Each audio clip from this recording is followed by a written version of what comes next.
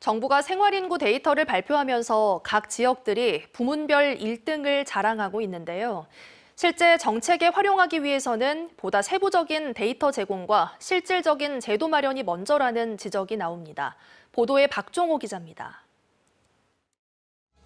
정부가 발표한 올해 2분기 인구 감소 지역 생활인구는 2,850만 명. 이 가운데 월 한 차례 지역으로 간 체류 인구는 2,360만 명으로 이들 지역 전체 등록 인구보다 4.8배 높았습니다.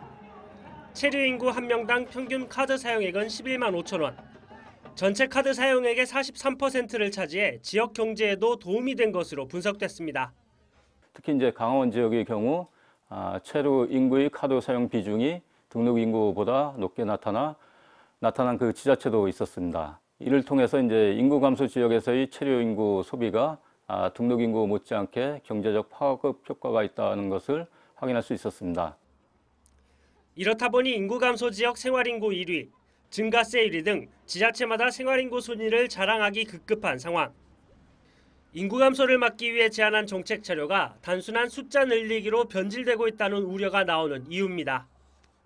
안타깝게 생활인구 자체도 또 사람들 간에 그 숫자 늘리기에 치중을 하면서 또다시 인구 뺏기, 서로 오기 이런 작업들을 시작해서 사실 본래의 취지와 조금 다르게 운영되지 않나. 그래서 생활인구에 대한 개념 재구성과 세부적인 조사가 필요하다는 지적도 나오고 있습니다.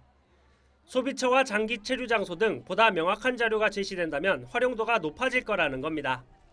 외부에서 오시는 생활인구들이 스쳐 지나가게 해서 카운트가 되게 하는 게 목적은 아니잖아요. 그분들이 와서 지역을 알고 지역 자원들의 매력도를 좀 더 아주 느낄 수 있게 하는 것. 전국 200여 개 기초자치단체 가운데 생활인구를 정책에 효과적으로 활용하기 위해 관련 조례를 제정한 곳은 강진군과 전북 남원시 등 2곳뿐입니다. MBC 뉴스 박종호입니다. 언제 어디서나 내 손 안의 뉴스. 광주 MBC 뉴스 유튜브 구독으로 함께하세요.